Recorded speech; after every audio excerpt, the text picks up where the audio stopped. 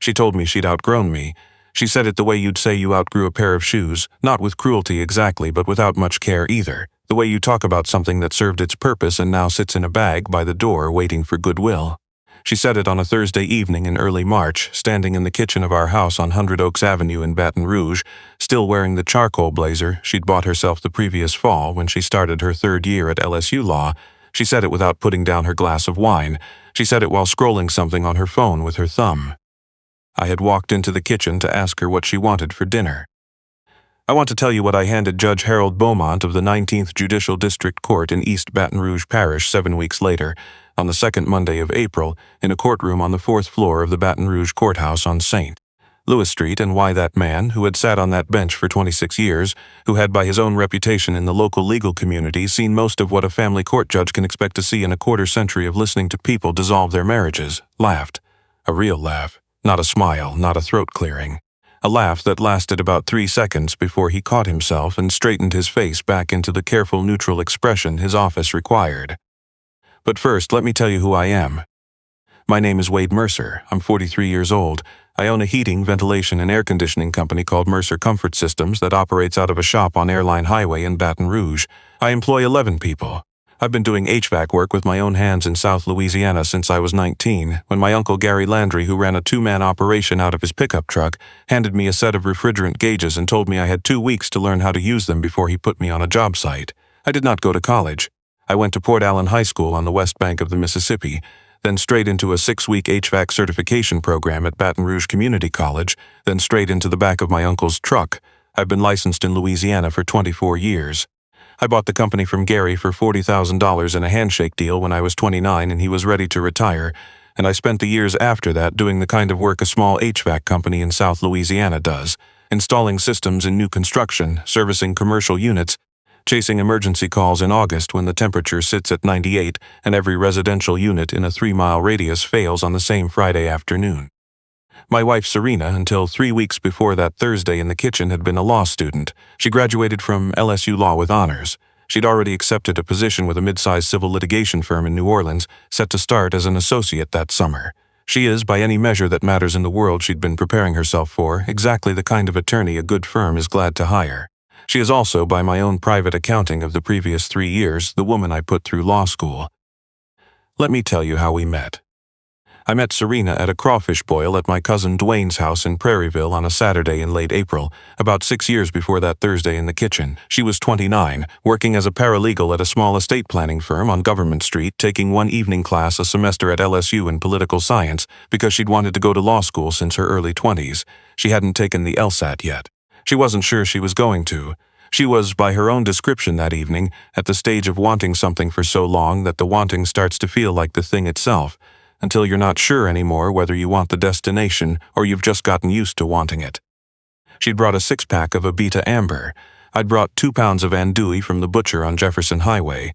We ended up at the same table by the ice chest for about 45 minutes while Dwayne's wife Cheryl ran the boil in the backyard, and we talked through the whole 45 minutes without meaning to.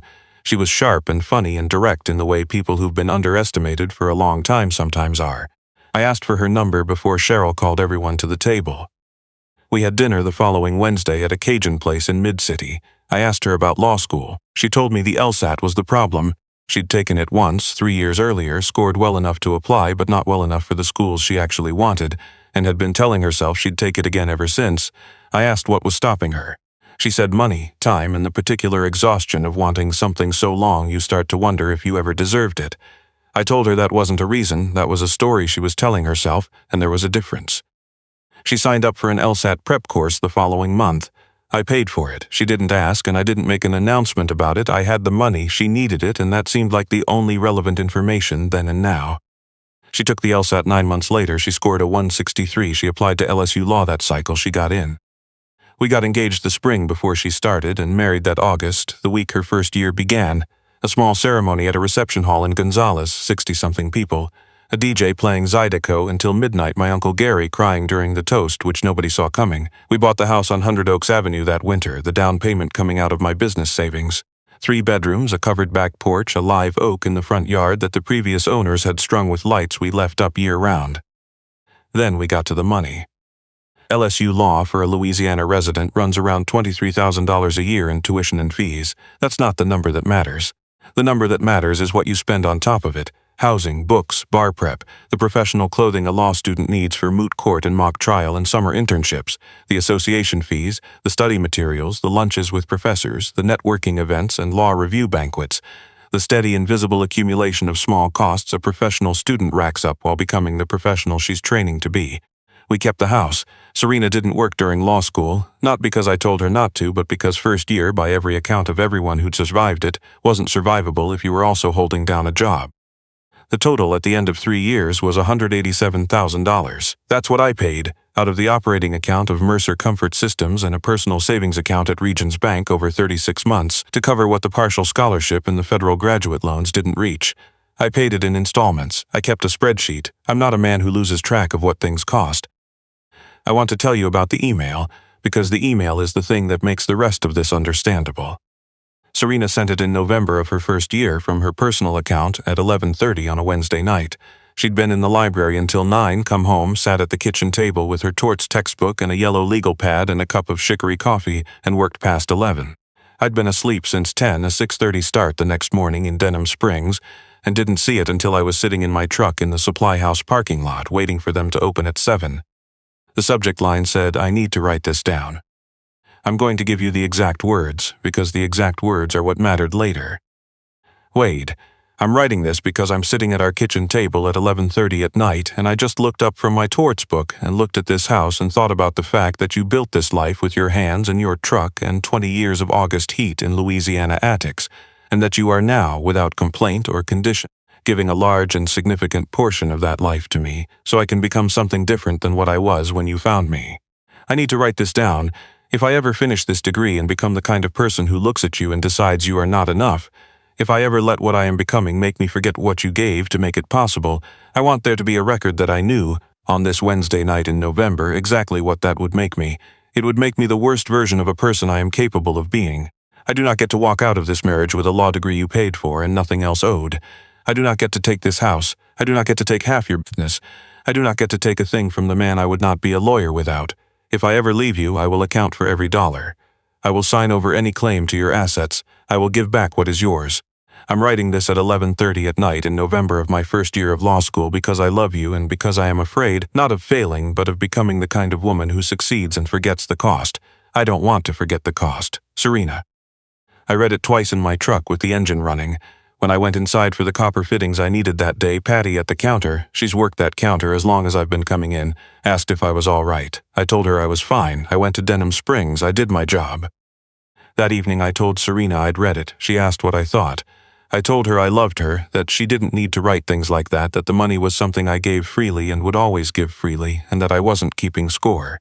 She said she knew. She said she hadn't written it for me. She'd written it because she needed to say it to herself, and saying it out loud wasn't enough. She needed it written down in her own words at a moment when she still knew with certainty what kind of woman she wanted to be. I forwarded the email to my own account. I printed it and put it in a folder in the locked drawer of the filing cabinet in my home office, alongside the deed to the house, the corporate documents for Mercer Comfort Systems, the title to my work truck. I never mentioned it again. I never told her I'd printed it. In the 2.5 years between that November and the Thursday in the kitchen, I never looked at it again. I just knew where it was. Now let me tell you about the Thursday. By the fall of her second year, Serena had been spending most of her time with a cluster of classmates whose backgrounds were different from mine in ways I understood without quite having words for. They were the children of attorneys and physicians and partners at Baton Rouge firms, raised in houses in Country Club of Louisiana and Bocage, the kind of subdivisions where the parents drove the cars I serviced the HVAC units in. They weren't bad people, but they were people for whom a husband who owns an HVAC company was a specific kind of thing, and that thing became, over the 18 months between the fall of her second year and that March evening, something I could feel her growing embarrassed by. She stopped asking me to school events. She started having dinner with her study group on evenings I thought we had plans. She stopped talking to me about her cases. I asked her once, that winter, if something was wrong. She said she was stressed about finals. I told her I understood, and for a long time I thought I did. I kept going to work. I kept paying the tuition installments. I kept the house running the way it runs, the lawn cut, the garbage out, the pantry stocked, the small repairs handled, the kind of upkeep a person in law school doesn't have time to think about. She told me she'd outgrown me on a Thursday evening in early March. She said she'd been speaking to an attorney since February and had filed that morning. Her attorney was going to seek 40% of the business, the house, and rehabilitative alimony of $2,800 a month for 4 years while she got established in New Orleans.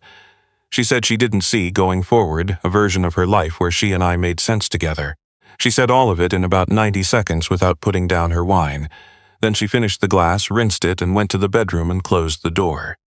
She moved out that Saturday while I was on a service call in Central into an apartment near campus she'd apparently signed a lease on back in January. I called my attorney Monday morning. Terrence Guidry, 51, a solo practitioner on 3rd Street who's been doing family law in Louisiana for 23 years and went to high school with my Uncle Gary, the closest thing to a family attorney my family's had for 2 decades. I sat across from him that afternoon and told him about the Thursday. I told him about the email. Something shifted in his face that I hadn't seen shift before. He asked where the email was. I told him, printed, in the filing cabinet at home, and still sitting in my email account from November of her first year, time-stamped original headers sent from her personal account to mine. He told me to go home, photograph the printed copy, forward the original chain to his firm address, and say nothing to Serena or her attorney until he called. He called Wednesday evening. He said the email was, in his professional opinion, one of the cleaner pieces of self-incriminating correspondence he'd seen in 23 years of Louisiana family law. Not a prenuptial agreement, it wouldn't hold as a contract in the strict legal sense, but a detailed, time-stamped written admission against interest, in her own words, from her own account, that a district court judge was going to read with considerable interest when weighing a petition asking for 40% of my business and $2,800 a month from the man she'd sent it to. He told me to sit tight and let him work. I sat tight. I drove my routes between Baton Rouge and the surrounding parishes in the rhythm of a man with nothing to do but the work his hands already know. I thought about Serena at 29 at Dwayne's crawfish boil, sharp and direct, telling me she was tired of wanting something she wasn't sure she deserved.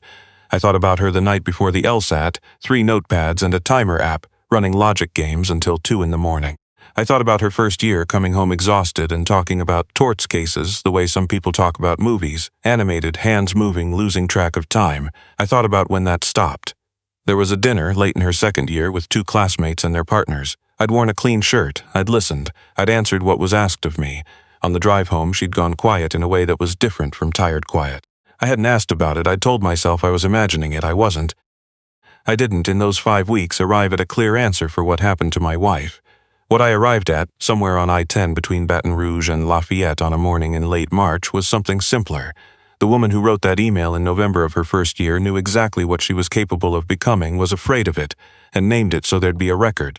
The woman who told me she'd outgrown me over a glass of wine had, by some process I couldn't map, become the very thing the first one was afraid of. I wasn't going to figure out how one turned into the other. I'm not built for that kind of figuring, but I knew which one of them deserved to have her word kept, not by me, but by herself. The one who wrote the email had asked me, in a way, to make sure the other one didn't get to forget it. I called Terrence that Friday and told him what I wanted. Not to use the email as a weapon, but to enter it as a record, her own record from her own account from the woman she was when she still knew who she wanted to be. He was quiet a moment, then, Wade, in 23 years nobody's ever told me that. I said I understood and that I still wanted him to do it. He did it. The 19th Judicial District courtroom on the 4th floor is wood-paneled, lit by fluorescents that have seen better decades, with a raised bench Judge Harold Beaumont has occupied since his appointment in the late 90s. He's 61, gray-haired, wire-framed glasses worn on the end of his nose when he reads. By the time I sat down at the respondent's table with Terrence, the cases in front of him had long since stopped being interesting to him and become, I imagined, a taxonomy, human failure sorted into recognizable categories. He looked, when I sat down, like a man already sure which category this was. Serena sat at the petitioner's table about 15 feet to my left, with her attorney, Patricia Ellison, a Baton Rouge family lawyer known locally for aggressive discovery. Serena didn't look at me when she walked in or during the call to order. She sat straight and composed in the same charcoal blazer from the kitchen, listening to her attorney outline the petition with the patient expression of a third-year law student who believed by every reasonable read of the situation that this was going to go a certain way. Terrence stood when it was our turn. He told Judge Beaumont we'd be entering a single exhibit, an email sent voluntarily by the petitioner to the respondent from her personal account, time-stamped and preserved in the respondent's inbox, sent during her first year of law school. He said it spoke for itself. He handed a printed copy to the bailiff, who walked it to the bench. Judge Beaumont adjusted his glasses and read it. He read it once, went back and reread a section, then looked up. At Serena, at the petition her attorney had filed, back down at the email. Then he laughed. Not a quiet, contained sound, a real laugh up from somewhere genuine before his professional training could stop it. It lasted about 3 seconds. He put a hand over his mouth and made himself stop. The sound of it hung in the room a moment after he'd contained it. He set the paper down, took his glasses off, looked at the ceiling for a couple of seconds, put the glasses back on. He looked at the court reporter, the bailiff, Patricia Ellison. He apologized to the courtroom, said his reaction wasn't appropriate to the proceeding and he regretted allowing it, said it reflected no judicial opinion on the merits of the matter. He said it twice, carefully, the way a man repeats himself when he isn't sure anyone believed him the first time. Then he asked Patricia Ellison whether, to her knowledge and her clients', the petitioner had been aware this email existed before it was entered into the record that morning. Ellison looked at Serena. Serena looked at the email on the bench. From 15 feet away, I watched her face go through something. It took about 4 seconds, and I've thought about those 4 seconds many times since. I don't know exactly what she was remembering, and I won't pretend I do. But she said something to her attorney too low for the courtroom to hear. Ellison said something back, and then stood and asked for a brief recess. The judge granted 25 minutes. Terrence and I sat on a bench in the hallway near a water fountain that ran a little too hard, drinking bad coffee from the machine around the corner, not saying much. He'd been in that building 23 years. He knew what a 25-minute recess after a moment like that usually meant. He didn't need to tell me. When the session resumed, Patricia Ellison filed a motion to withdraw the original petition. Judge Beaumont granted it without comment and moved to the next case. He didn't look at me on the way out. The revised petition, filed 3 weeks later through a different attorney, was a single page, a clean dissolution on grounds of irreconcilable differences, no division of marital assets, no alimony, no claim on the business, each party retaining the property currently in their possession. Serena kept her car, her personal accounts, her clothing, her furniture. She didn't ask for the house. She didn't ask for any part of Mercer Comfort Systems. She didn't ask for the $2,800 a month. Terrence and I didn't contest any of it. The divorce was finalized 8 weeks later. The $187,000 I paid over 3 years of law school remains, under the terms of the dissolution, money I have no legal claim on. I knew that before I ever walked into that courtroom, before I told Terrence to enter the email. The money was always, by my own honest accounting, spent. I wasn't in that courtroom to recover it. I was there because a woman I loved had, in a quiet moment at 11:30 on a Wednesday night in her first year of law school, asked the future version of herself to be better than she turned out to be. I thought, at minimum, she deserved to hear the answer. Serena is practicing law in New Orleans now, at the firm she'd accepted the offer from. By the accounts that reach me, the passive way you hear about someone you used to be married to, mutual friends, the occasional thing online, she's doing well. She's good at it. I believed she would be. I still believe it. That part was never the question. About 2 months after the divorce was finalized, I was on a residential install in a new construction subdivision off Rollins Road in Zachary. Up on the roof pulling ductwork since 7 that morning, the temperature already climbing toward the high 80s. My foreman, Percy Arsenault, who's been with me 9 years, called up that someone was asking for me at the truck. It was Barry Fontenot, Serena's older brother, 38, works for the State Highway Department. We'd been friendly, not close, the way you're friendly with your wife's family when the marriage is good. We'd fished together twice, once on Lake Maurepas, once out of Cocodrie. He's a quiet man, not the kind to show up unannounced at a job site without something specific on his mind. He shook my hand, said he wouldn't take up my time, said he thought I'd handled everything the right way, that he was sorry for what happened, and that he'd never thought less of me. I told him I appreciated it. Then, before he walked back to his truck, he said one more thing. She knows. She's known since the courtroom. I think she's going to have to live with that for a while. I told him I thought that was probably right. He drove off. Percy asked if everything was okay. I told him yes, and we went back up on the roof and finished the job. That evening I drove home to 100 Oaks Avenue, set my work bag in the foyer, and went out to the back porch to sit under the overhang. Through the side gate I could see the live oak in the front yard, still strung with the lights the previous owners had left, still running on the timer I'd kept. They came on at dusk. I sat there until it got dark and watched them come on. I thought about Serena at 29 at Dwayne's crawfish boil, telling me she was afraid she'd been wanting something so long she wasn't sure she still deserved it. I thought about what I'd told her, that it was a story, not a reason. I still think I was right. I don't know what the correct lesson is in all this. I'm 43 and I own an HVAC company in South Louisiana, and I'm not the kind of man who typically offers lessons. But I'll say this much. There are people who write down who they want to be during the hard years, when the wanting costs something, when the outcome isn't certain, when the person across the table is the only one who believes the goal is reachable. Some of them become what they wrote down, some of them don't. From the outside, you can't always tell which kind you're dealing with. Most of the time, neither can they. The central unit in the upstairs hall has started cycling short, which usually means the refrigerant's low, which usually means there's a slow leak somewhere in the coil. I've been meaning to get up there and check it. I'll get to it this weekend.